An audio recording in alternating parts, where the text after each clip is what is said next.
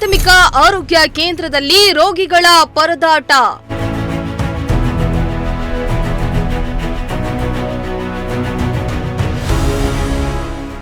ಸರಿಯಾಗಿ ಚಿಕಿತ್ಸೆ ಸಿಗದೆ ಆಸ್ಪತ್ರೆ ಮುಂದೆ ಜನರ ನರಳಾಟ.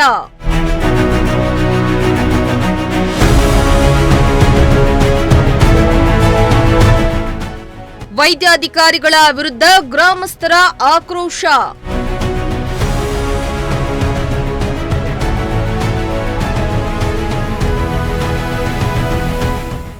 ಎಸ್, ಮನುಷ್ಯನಿಗೆ ಊಟ ವಸತಿ ಹೇಗೆ ಮುಖ್ಯವೋ ಹಾಗೆಯೇ ಆರೋಗ್ಯ ಕೂಡ ಮುಖ್ಯ. ಇಂತಹ ಆರೋಗ್ಯ ಸೇವೆಯನ್ನ ಒದಗಿಸುವುದು ಸರ್ಕಾರ ಮತ್ತು ಆರೋಗ್ಯ ಇಲಾಖೆಯ ಜವಾಬ್ದಾರಿ. ಚಿಕ್ಕಪುಟ್ಟ ಕಾಯಿಲೆ ಬಂದ್ರೂ ಜನರು ಗ್ರಾಮದಿಂದ ಪರದಾಡ್ಕೊಂಡು ಸಿಟಿಗಳತ್ರ ಬರ್ತಾ ಇದ್ರು. ಇದನ್ನ ತಪ್ಪಿಸುವ ದೃಷ್ಟಿಯಿಂದ ಆರೋಗ್ಯ ಇಲಾಖೆಯು ಪ್ರತಿ ಗ್ರಾಮದಲ್ಲಿ ಪ್ರಾಥಮಿಕ ಆರೋಗ್ಯ ಕೇಂದ್ರವನ್ನ ಸ್ಥಾಪಿಸಿತು. ಆ ಮೂಲಕ ಗ್ರಾಮಗಳಲ್ಲಿ ವಾಸಿಸುವ ಜನರ ಆರೋಗ್ಯವನ್ನ ಸುಧಾರಿಸುವ ಕೆಲಸವನ್ನ ಕೂಡ ಮಾಡಲಾಗ್ತಾ ಇದೆ. ಇಂದಿಗೂ ಕೂಡ ಅದೆಷ್ಟೋ ಆರೋಗ್ಯ ಕೇಂದ್ರಗಳು ಸರಿಯಾಗಿ ಕಾರ್ಯನಿರ್ವಹಿಸ್ತಾ ಇಲ್ಲ ಅನ್ನೋ ಮಾತುಗಳು ಕೂಡ ಕೇಳಿ ಬರ್ತಾ ಇದೆ. ಇದಕ್ಕೆ ಪೂರಕವಾಗಿ ಎಲ್ಲೊಂದ್ ಕಡೆ ಪ್ರಾಥಮಿಕ ಆರೋಗ್ಯ ಕೇಂದ್ರ ಹೆಸರಿಗೆ ಮಾತ್ರ ಇದೆ, ಆದ್ರೆ ಇಲ್ಲಿ ಸರಿಯಾದ ಸಮಯಕ್ಕೆ ವೈದ್ಯರು ಸಿಗ್ತಾ ಇಲ್ಲ ಅಂತ ಜನರು ಕಾದು ಕಾದು ಸುಸ್ತಾಗ್ತಿದ್ದಾರೆ. ಎಲ್ಲಿ ಅಂತೀರಾ? ಈ ಸ್ಟೋರಿಯನ್ನ ಕಂಪ್ಲೀಟ್ ಆಗಿ ನೋಡಿ.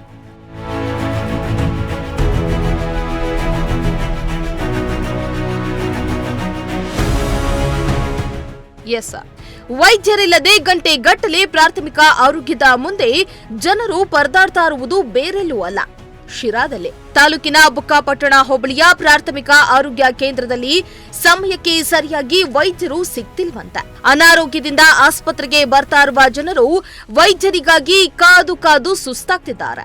ಇತ್ತ ಸಮಯಕ್ಕೆ ಸರಿಯಾಗಿ ಚಿಕಿತ್ಸೆ ಸಿಗದೆ ಆಸ್ಪತ್ರೆಯ ಮುಂದೆ ನರಳಾಟ ನಡೆಸುತ್ತಿದ್ದಾರೆ.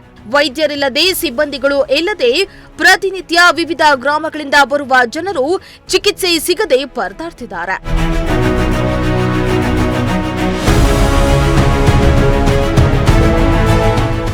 ಆಸ್ಪತ್ರೆಗೆ ತಾಯಿ ಹುಷಾರಿಲ್ಲವೆಂದು ತೋರಿಸಲು ಪ್ರಾಥಮಿಕ ಆರೋಗ್ಯ ಕೇಂದ್ರಕ್ಕೆ ಕರ್ಕೊಂಡು ಬಂದ ರವಿಶಂಕರ್ ನಾಯಕ್ ಹೇಳೋದೀಗೆ.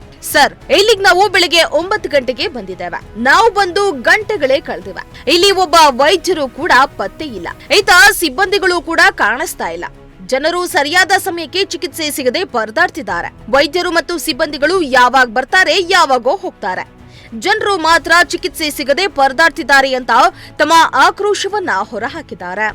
ಶಿರಾ ತಾಲೂಕು ಬುಕ್ಕಾಪಟ್ಟಣ ಹೋಬಳಿಯ ಗೌರ್ಮೆಂಟ್ ಹಾಸ್ಪಿಟಲ್ ಕತೆ ಇದು. ನಮ್ಮ ತಾಯಿಗೆ ನಾನು ಬೆಳಿಗ್ಗೆ 9 ಗಂಟೆ 8:30 9 ಗಂಟೆಯಿಂದ ಬಂದು ಕಾಯ್ತಾ ಇದ್ದೀನಿ ಸರ್. ಸುಮಾರು 11 ಗಂಟೆ ತನಕ ಒಬ್ಬ ಡಾಕ್ಟ್ರು ಇಲ್ಲ, ಮತ್ತೊಂದಿಲ್ಲ, ಏನೂ ಇಲ್ಲ. ನಮ್ಮ ತಾಯಿ ಸೀರಿಯಸ್ಸು, ಶುಗರ್ ಪೇಷೆಂಟು, ಊಟ ಮಾಡಿಲ್ಲ, ಶುಗರ್ ಟೆಸ್ಟ್ ಮಾಡೋದಂತ ಬಂದೆ, ಡಾಕ್ಟ್ರುಗಳು ಇಲ್ಲ. ಹಂಗಾಗಿ ಒಳಗಡೆ ಹೋಗಿ ನೋಡಿದೆ, ಸುಮಾರು 100 ಜನ ಕೂತ್ಕೊಂಡಿದ್ದಾರೆ ಸರ್. ಒಬ್ಬರು ಡಾಕ್ಟ್ರು ಇಲ್ಲ, ಮತ್ತೊಂದಿಲ್ಲ. ಹಂಗಾಗಿ ನಾನು ಎಲ್ಲ ಕಡೆ ವಿಡಿಯೋ ಮಾಡಿಬಿಟ್ಟು ಎಲ್ಲರಿಗೂ ನಿಮಗೆ ಸಹಕಾರ ಕೊಟ್ಟಿದ್ದೀನಿ, ಬರ್ರಿ ಅಂತ ಹೇಳಿದ್ರೆ ಸರ್. ಇದು ಡೈಲಿ ಕತೆ, ಇದು ಬುಕ್ಕಾಪಟ್ಟಣ ಹೋಬಳಿ ಕತೆ ಇಷ್ಟೇ ಸರ್. ದಯವಿಟ್ಟು ಯಾವುದೇ ಒಬ್ಬ ಅಧಿಕಾರಿಗೂ ನಾವು ಹೇಳಿದ್ರು ರೆಸ್ಪಾನ್ಸ್ ಇಲ್ಲ, ಮತ್ತೊಂದು ಹೇಳಿದ್ರು ರೆಸ್ಪಾನ್ಸ್ ಇಲ್ಲ. ಅದಕ್ಕೆ ದಯವಿಟ್ಟು ಇದು DOH ಮುಖಾಂತರನೇ, ನಿಮ್ಮ ಮುಖಾಂತರ ಹೋಗ್ಬಿಟ್ಟು ಇದು ಸೂಕ್ತ ಕ್ರಮ ಕೈಗೊಳ್ಬೇಕಂತ ತಮ್ಮಲ್ಲಿ ಕೇಳ್ಕೊಳ್ತಾ ಇದ್ದೀನಿ ಸರ್. ನಮ್ಮ ಹೆಸರು ರವಿಶಂಕರ್ ನಾಯಕ್ ಅಂತ. ನಾನು ಕೇರಳಿ ತಾಂಡ ನಮ್ಮ ತಾಯಿ ಕರ್ಕೊಂಡ್ಬಂದಿದ್ದೀನಿ, ಶಾಂತಿಬಾಯಿ ಅಂತ ನಮ್ಮ ತಾಯಿ ಕರ್ಕೊಂಡ್ಬಂದಿದ್ದೀನಿ ಸರ್. ಎಷ್ಟು ಗಂಟೆ ಬಂದಿದ್ರಿ? ನಾನು 9 ಗಂಟೆಗೆ ಬಂದರೆ 11 ಗಂಟೆಗೆ ಡಾಕ್ಟರ್ ಬಂದಿದ್ದಾರೆ ಸರ್. ಏನು ಹೇಳ್ತಾರೆ? ಮಗು ಹುಷಾರಿಲ್ಲ ಸರ್, ಈಗ ಒಂದೇ ದಿನ ಅಂತ ಹೇಳ್ತಾ ಇದ್ದಾರೆ. ಒಂದಿನ ಕತೆ ಇದ್ರೆ ಹೇಳ್ಬೋದು, ಪೇಷಂಟಿಗೆ ಕೇಳಲಿ. ಅವರು ಲೇಡೀಸ್ ಡಾಕ್ಟ್ರು ಬಂದಿಲ್ಲ ಸರ್. ಅವ್ರು ಹೇಳಿದ್ರೆ ರಜಾ ಇದ್ದಾರೋ ಏನಂತ ಗೊತ್ತಿಲ್ಲ, ಯಾರು ಬಂದಿಲ್ಲ ಸರ್. ಈಗ ಎಷ್ಟು ಗಂಟೆಗೆ ಬಂದು 11 ಗಂಟೆಗೆ ಬಂದು ನೋಡಿದ್ದಾರೆ ಸರ್. ತುಣಸೆಗಟ್ಟೆ ನಾವು ಏನಿಲ್ಲ, ಟೈಮ್ ಸರಿಯಾಗಿ ಡಾಕ್ಟ್ರು ಈಗ ಏನೋ ಒಬ್ಬರು ಲೇಡೀಸ್ ಡಾಕ್ಟ್ರು 2 ದಿವಸ 3 ದಿವಸ ಡ್ಯೂಟಿ ಅಂತೆ. ಅವ್ರನ್ನ ಒಟ್ಟಾಗಿ 2 ದಿವಸ ಇಲ್ಲಿ ಹೋಬ್ಳಿ ಹೆಡ್ಕ್ವಾರ್ಟರ್ದಿಂದ ಜನ ಜಾಸ್ತಿ ಇರ್ತಾರೆ. ಸುಮಾರು ಇಲ್ಲಿ ಸುತ್ತಳಿರೆಲ್ಲ ಬರ್ತಾರೆ. ಇಲ್ಲಿ ಇಂಪಾರ್ಟೆಂಟ್ ಡಾಕ್ಟ್ರು ಇರಲೇಬೇಕು. ಅದಕ್ಕೆ ಸಂಬಂಧಪಟ್ಟ ಜಿಲ್ಲೆ ಇವರು DHO ಆಗಲಿ, ತಾಲೂಕು ವೈದ್ಯಾಧಿಕಾರಿಗಳಾಗಲಿ, ಇದು ಸುಮಾರು ಏನಿಲ್ಲ ಅಂದರೆ ಒಂದು 40-50 ಹಳ್ಳಿ ಮೇಲೆ ಇರ್ತವೆ. ಡಾಕ್ಟ್ರಿಗೆ ಸದ್ಯಕ್ಕೆ ಒಬ್ಬರು ಇರೋದು. ಈಗ ಮೇಡಮ್ ಅವ್ರೇನು ಬೇರೆ ಕಡೆ ಡ್ಯೂಟಿ ಹಾಕಿರಂತ, ಅವ್ರು 7 ದಿವಸ ಇಲ್ಲಿ 7 ದಿವಸ ಇನ್ಚಾರ್ಜ್. ಅವ್ರು ಇಲ್ಲೇ ಪರ್ಮನೆಂಟಾಗಿ ಇದು ಮಾಡೋಂಗೆ ಮಾಡ್ಬೇಕು. ಅವ್ರನ್ನ ನರ್ಸ್ಗಳು ಇರ್ತಾರೆ, ಒಬ್ಬರು ಇರ್ತಾರೆ.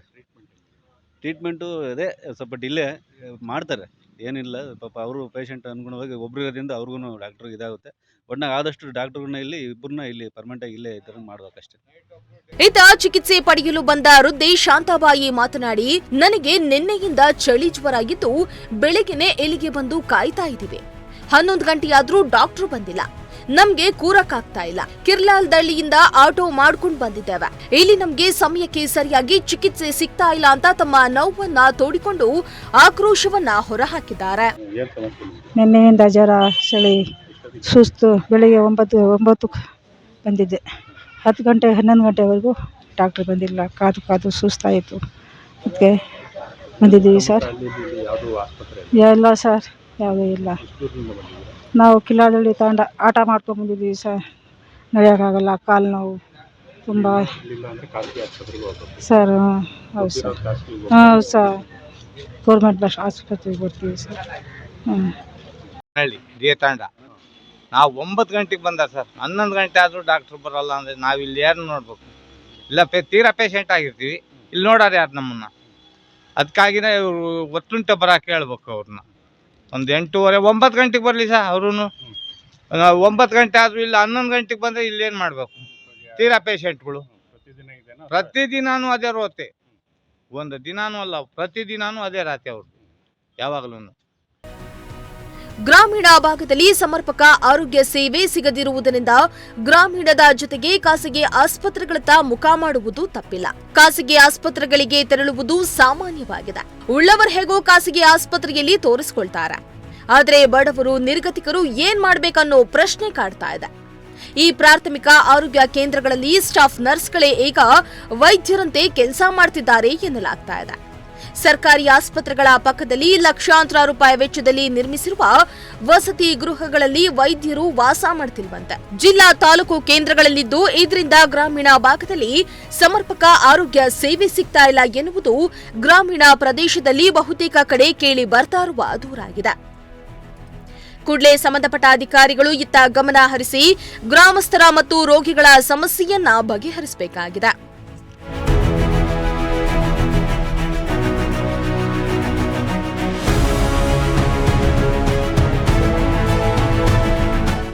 ಶ್ರೀಮಂತ ಪ್ರಜಾಶಕ್ತಿ ಟಿವಿ, ಶಿರಾ.